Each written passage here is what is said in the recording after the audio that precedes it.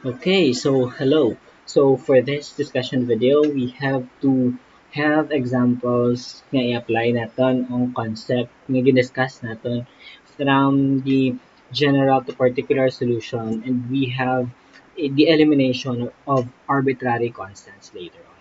So we have, so for example, we are given the problem y double prime is equal to x plus cosine x. So the problem states, for example, we have to solve the second order differential equation given, which is your y prime. Okay, y double prime is equal to x plus cosine x. So we have to perform the same nga method. So anong kinahanglan natin himuon if we are given the equation? So take note, based sa dari nga problem, wala kita gintagaan initial condition. So since wala ginhatag ang initial condition, that means or understood na siya nga ang ginapangita sa aton is general solution. That means wala kita sa particular solution dere. Ang aton yung final answer will have C or arbitrary constants or kag wala kita sa constant nga value. So arbitrary constant lang. So let's start. So in order to find some or to solve sini, kinahanglan naton pangitawon ang atong nga general solution. So to solve for general solution, hambal naton, we have to perform integration. So take note, since we have y double prime, but siningon we have to perform duwa ka integration. So duwa ka integration. If we integrate y double prime, so we will have, okay,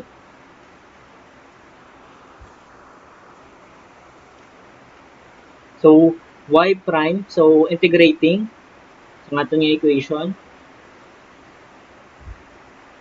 So para makuha ta ang y prime, we will have integral of y double prime. So para makuha ta ang values ng y, kinahanglan ta integrate ang aton nga y prime. So we have, so integrating sa y double prime, we will have integral of x plus cosine x. So dapat meron ka dx. X plus cosine x dx. So integrating sini, we will have direction na to with the integration. Integral of x, so we have to add sa itong exponent. So we will have x squared divided by 2. X squared divided by 2 plus integral sa imo nga cosine is sine x dx. So sin x na lang, I mean sin x plus, since nag-integrate kita sa bilog nga equation, we have to add sa aton nga arbitrary constant c. So take note, since we have to perform duwa ka integration, since duwa din ang aton nga prime, that means may ara ta duwa man ka arbitrary constants. In order for us not to be confused, butang ta lang siya or label ta siya as c sub 1 or c1. So next, we have to integrate once more para makuha tang values ng y. So, i-integrate ta ang nakuha ta nga values ng y prime. That means, ari, so amo ni ato nga i-integrate. So, I'll have integral of, simplify ko na lang, I'll have 1 half x squared plus sine x plus c1. Then, I have dx. So, perform ta nga ato nga integration. So, we will have your ma-add test exponent. So, we will have x cube all over. So 3 times 2, it will be equal to 6 plus. So integral ng sine x will be minus. So minus cosine x. Next, integral ng c1. So this is constant. So mag-integrate ta, dapat ma-add ta x plus c1 x plus. So since nag-integrate ta sa kabilugan niya equation, we have to add another arbitrary constant, C2. So, next, simplify ito lang aton nga equation. So, aton equation will be equal to 1 over 6 x cubed minus cosine x plus c1 x or c sub 1 x plus c sub 2. This one, ang muna ang aton nga nakuha nga general solution of your differential equation. Okay? So, muna ato nga general solution.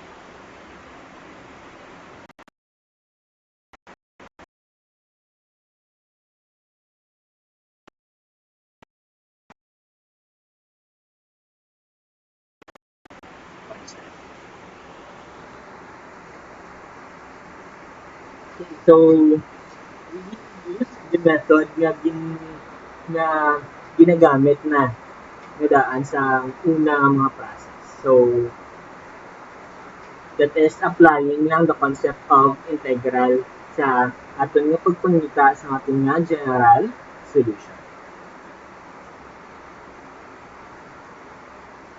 Next, we are given 3x squared minus xy squared is equal to c.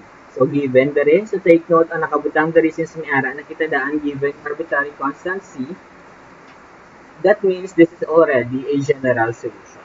So, ang ginapapangita na di sa aton, if given ang amon so dapat i-perform ta ang aton nga differential equation nga process.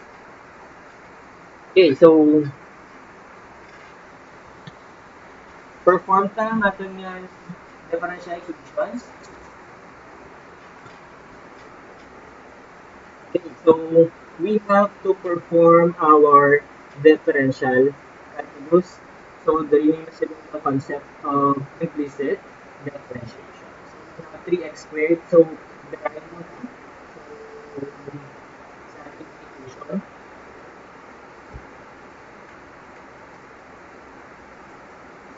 Kinanglan na itong pangitao na kinanglan na itong so, para ma-eliminate na C, so we have to perform implicit differentiation. So, we have derive ng 6x. So, yung original concept of implicit differentiation. So, 3x squared will be equal to 6x dx minus. So,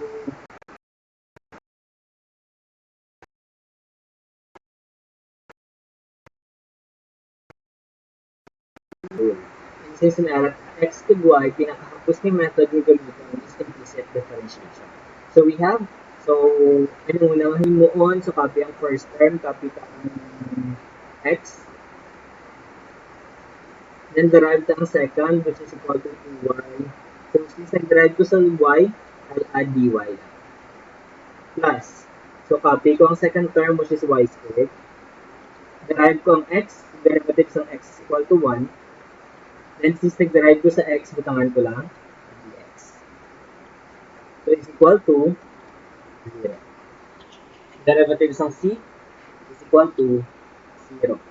So, eliminate na yung c, kaya equal na siya sa 0. So, next, pumunta lang dayon is to perform our algebra or simplify ang ating equation. So, we will have 6x dx minus, so your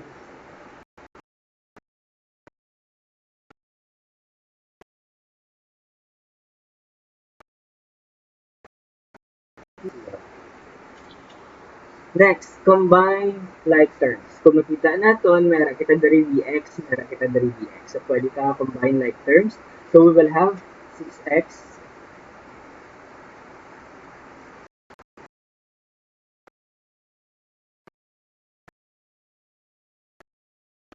x. So, we have 6x minus y squared. So, dx minus 2xy dy is equal to 0. So, subong, simplify ito natin equation, eliminate atong arbitrary constant. That means, amo yan yung ginapapunta sa atong answer. This one is our final answer.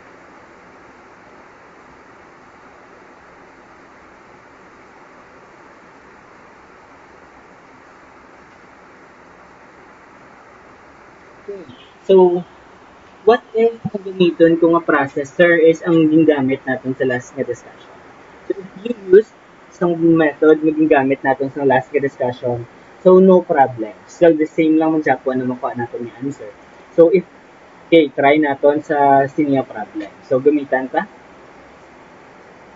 isang method. So, we will have, so, performing, dapat mabutang lang ta y prime kung nag-derive ka sa y. So, we have derive ko ang 3x squared. So, derivatives ng 3x squared is 6x. minus. So, we have to perform product rule man gyapon. So, we have, so copy ko ang first, we have x, multiply ko by derivatives ng second,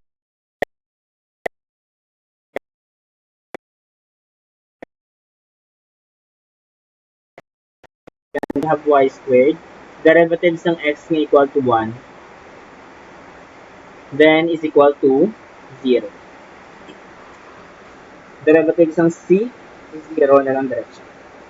Next, I'll have na lang sa akong equation sa algebra na lang atong kinahanglan perform. So 6x minus 2x y prime minus y squared is equal to 0. So I have, simplify ko lang, I have 6x minus y squared, okay, minus 2xy y prime is equal to 0. So any of this accepted lang sa ating solution na gamitin.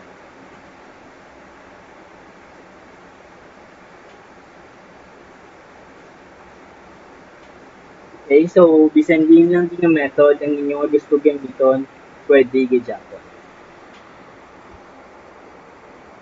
Next, we have another problem here. Given sa aton xy squared minus 1 is equal to cy. So, aton nga goal kung given ang amo nga problem is to eliminate the arbitrary constant c. So, that means, so since nakita naton nga rakit diri sa ka-term of ganayang x cube y squared, we have to perform the product rule at the same time perform taang implicit differentiation. So, perform taang operation. So, we will have, so copy ko ang first term, so I'll have x.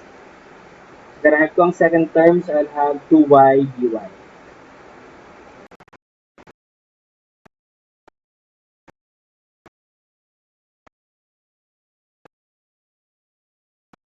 First term is equal to 1, and I'll have dx is equal to, so derive ko ang minus 1.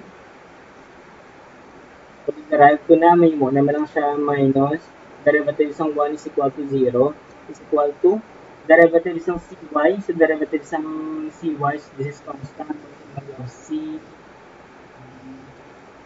y. So c, copy ko ang constant, derive ko ang y na c, wala siya ng y. Next, perform your operation. So, you have 2xy dy plus y squared dx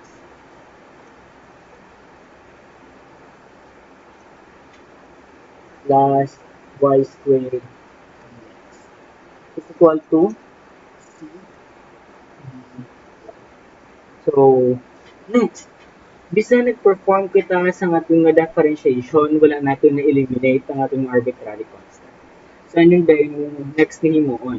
Go back to your original equation. Based sa ating original equation, pwede natin makuha ang values ng c. So, halin dari. So, sa ating equation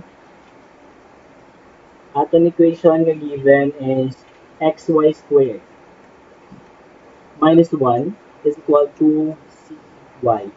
Pwede ko rin ang values ng c para i-substitute. So, we will have c is equal to xy squared minus 1 all over y. So, divide na ng y both sides ng equation. Ang ari din nga values ng ating c or pang ating arbitrary constant ang gamiton ta para i-substitute diri. Okay, so proceed ta. Substitute ang values ng ating arbitrary constant. So we will have, okay, so we will have 2xy dy plus, so y squared dx is equal to, so butang taning nga value, so we will have x y squared minus 1 all over y dy. Okay, so next.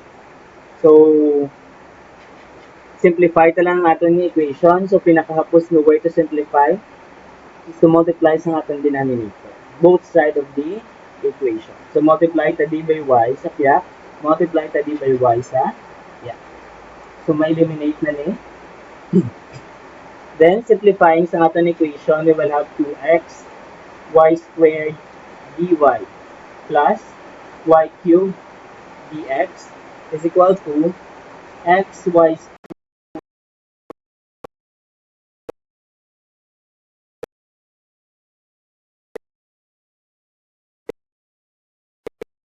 dy. Okay, so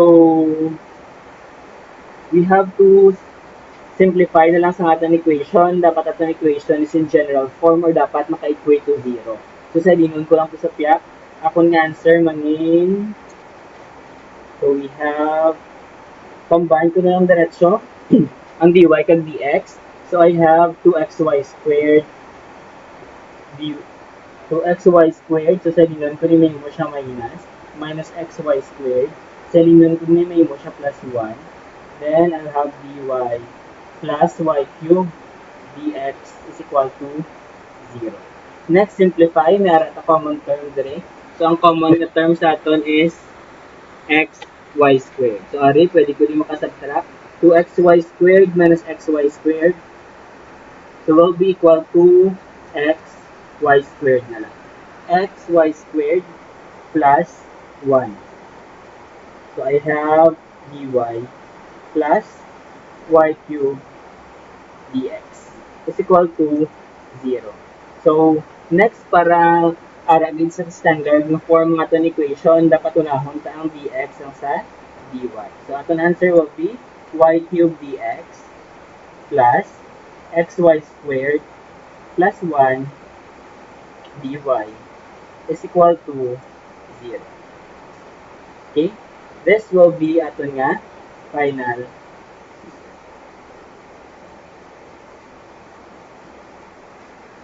Okay? So, more of the problems. So, para sa next natin ng mga discussion videos.